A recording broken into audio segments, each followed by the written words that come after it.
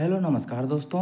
इस वीडियो में हम पर्वत, पठार और मैदान के बारे में विस्तार से चर्चा करेंगे। अगर आपको डिटेल में समझना है तो ये वीडियो पूरा जरूर देखना, लेकिन अगर आपको सामान्य जानकारी चाहिए तो वो मैं आपको अभी बता रहा हूँ। यहाँ पर आप देख पाओगे जो नदी के आसपास का सबसे निचला फैला हुआ समतल भाग होता है उसको हम कहेंगे मैदान। जो थोड़ा ऊपर उठा हुआ भाग होता है और उसके बाद समतल भाग आता है उसको हम कहते हैं पठार। और जो सबसे ऊंचा भाग होता है ऊपर उठा हुआ सामान्य से उसको हम कहेंगे पर्वत। यानी सबसे ऊंचा उठा हुआ भाग उसको वो है पर्वत, उसके निचला समतल भाग थोड़ा ऊपर उठा हुआ उसको हम कहते हैं पठार, और सबसे निचला समतल भाग जो होता है उसको हम कहते हैं मैदान। तो ये सामान्य जानकारी आपको समझ में आ गई होगी। अब हम थोड़ा अच्छे से समझते हैं। सबसे पहला सवाल ये आता है कि पर्वत या फिर माउंटेन क्या होता है। पर्वत या फिर पहाड़ पृथ्वी की भूतल पर समान जो प्राकृतिक रूप से ऊपर उठा हुआ हिस्सा है उसको हम कहेंगे पर्वत। ज़्यादातर आकस्मिक तरीके से उभरा हुआ होता है और ये पहाड़ी से बड़ा होता है। तो पर्वत पहाड़ी से बड़ा होता है और ज़्यादातर पर्वत जो आपको मिलेंगे वो लगातार समूह में यानी श्रृंखला में आपको मिलेंगे। जैसे हिमालय पर्वत है, अरावली पर्वत है, ये लंबी श्रृंखला के रूप में आपको मिलते हैं।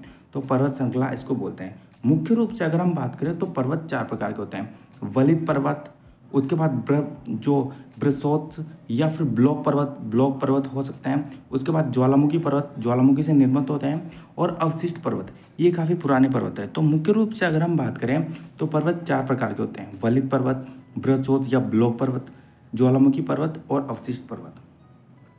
अब हम ये जान लेते हैं कि पठार यानी प्लेटो क्या है। देखो, धरातल का विशिष्ट स्थल रूप से जो अपने आसपास की जमीन से पर्याप्त ऊंचा होता है। जैसा कि मैंने आपको बताया था, थोड़ा ऊंचा उठा हुआ भाग होता है जिसका ऊपरी भाग चौड़ा और सपाट होता है। इसका ऊपरी भाग जो होता है वो चौड़ा होता है और समतल होता है। सागर तल से अगर हम इसकी ऊंचाई की बात करें तो इसकी ऊंचाई लगभग 600 मीटर तक होती है। इसको हम कहते हैं पठार।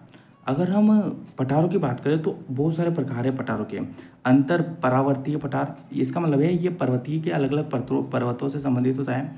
पर्वत पादीय पठार, ये पर्वत के निचले भागों में होता है। तटीय पठार, तट पे होता है। गुंबदाकार पठार जो होता है इसका आकार गुंबद के आकार का होता है। महाद्वीपीय पठार महाद्वीपों में होता है। ज्वालामुखी से पठार उत्पन्न होते हैं वो, और बहिर्जात बलों से अलग अलग बलों पृथ्वी के आंतरिक बलों से जो उत्पन्न होते हैं वो पठार हो गए। उसके बाद अगर हम बात करें तो जलीय पठार, जल के अंदर भी पठार मिलेंगे आपको। वायवीय पठार, ये वायु द्वारा निर्मित पठार जो होता है, जल के द्वारा निर्मित पठार। उसके बाद हिमानी पठार, यानी इतने प्रकार के पठार होते हैं। और इसके साथ ही अगर हम बात करें तो जलवायु के आधार पर भी पठार अलग अलग प्रकार के होते हैं। जैसे शुष्क पठार, ये सूखे पठार होते हैं। आर्द्र पठार, यानी इनमें नमी काफ़ी ज़्यादा होती है। और हिम पठार, ये जो होते हैं बर्फ़ के पठार होते हैं। तो ये जलवायु के आधार पर पठारों का वर्गीकरण हो गया। अब अगर हम बात करें तो इसके कुछ तथ्य आपको याद रखने हैं। विश्व का सबसे ऊंचा जो पठार है वो पामीर का पठार है, और इसको दुनिया की छत कहते हैं क्योंकि ये दुनिया का सबसे ऊंचा पठार है। इस वजह से दुनिया की छत इसको कहा जाता है। अब भारत के प्रमुख पठारों की बात करें तो भारत में भी कुछ पठार आपको मिलेंगे। जैसे छोटा नागपुर का पठार, ये झारखंड के आसपास वाला क्षेत्र है। यहाँ पर ये खनिज संपदा से जो है काफ़ी संपन्न है, इस वजह से भारत का खनिज भंडार है। रांची का पठार, उसके बाद हजारीबाग का पठार, कोडरमा का पठार भारत में है। मेघालय या शिलांग का पठार, यानी मेघालय की राजधानी शिलांग उसके आसपास का पठार। दक्कन का पठार, ये आपको मिलेगा दक्षिण भारत में। तो ये भारत के पठार है। उसके बाद तेलंगाना का पठार, तेलंगाना में आपको मिलेगा। बघेलखंड का पठार, बुंदेलखंड का पठार, मालवा का पठार और जूनिया का पठार। ये जो पठार है ये भी भारत के प्रमुख पठारों में से है।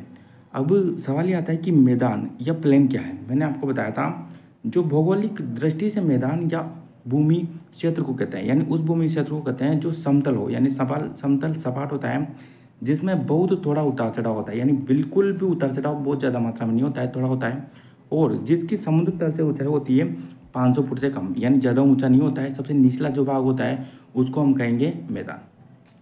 अब मैदान जो होता है, मैदान एक समतल भूमि है जिसकी ढलान बहुत कम होती है। मैंने आपको बताया ये आमतौर पर नदियों द्वारा जमा किए गए जल और मिट्टी से बनी होती है। यानी नदियों द्वारा, जो मैंने आपको बताया था, नदियों के आसपास का समतल भूमि जो होती है वही है मैदान। मैदानों का क्षेत्रफल बहुत बड़ा हो सकता है। बहुत बड़े बड़े मैदान हो सकते हैं, घास के मैदान हो सकते हैं, या फिर ऐसे मैदान हो सकते हैं जहाँ पर जनसंख्या भी अधिक मात्रा में मैदानों में रहती है। और ये विभिन्न प्रकार के वनस्पतियों और जीवों का घर हो सकते हैं। मैदानों में आप देखोगे तो अधिक मात्रा में जीव जंतु, वनस्पति और लोग जनसंख्या भी यहीं पे आपको मिलेगी। अब जो भारत में देखें तो उत्तर से दक्षिण दिशा की ओर मैदानों को 3 भागों में हम बांट सकते हैं। सबसे ऊपरा जो भाग होता है उसको कहेंगे भाबर, उसके बाद तराई और जलोढ़ मैदान। जैसे मान लो ये हिमालय पर्वत है तो हिमालय पर्वत का जो ऊपरी ये हिस्सा आया वो है भाबर। उसके बाद तराई रीजन आता है, तराई भाग, और जलोढ़ मैदान, यानी सबसे निचला जो गंगा के आसपास का भाग है वो है जलोढ़ मैदान। ये सबसे उपजाऊ भाग होता है। जलोढ़ मैदानों को भी आगे हम दो भागों में बांट सकते हैं, एक तो खादर, उसके बाद बागर। जो नदियों द्वारा बहा कर लाई गई मिट्टी होती है, तो सबसे जो उपजाऊ मिट्टी होती है उसको हम कहेंगे खादर। यानी नवीन मिट्टी है, नई मिट्टी है, तो उसमें खाद ज़्यादा होती है, तो ऐसे आप याद रख सकते हो खादर। ये नवीन उपजाऊ मिट्टी है, नवीन मिट्टी है जो नदियों द्वारा बहाकर लाई गई है, इसको खादर कहेंगे। और बांगर पुरानी पुरानी जलोढ़ मिट्टी को बांगर कहते हैं। तो ऐसे आप इसको याद रख सकते हो। यहाँ पर अंत से देखा, अगर आपका कोई डाउट है तो वो आप कमेंट कर सकते हो। अगर कुछ पूछना है तो वो भी आप कमेंट कर सकते हो। और आप अगर चाहते हो कि मैं इस वीडियो पर इस टॉपिक पर वीडियो बनाऊं तो वो भी आप कमेंट कर सकते हो। जय हिंद, जय भारत।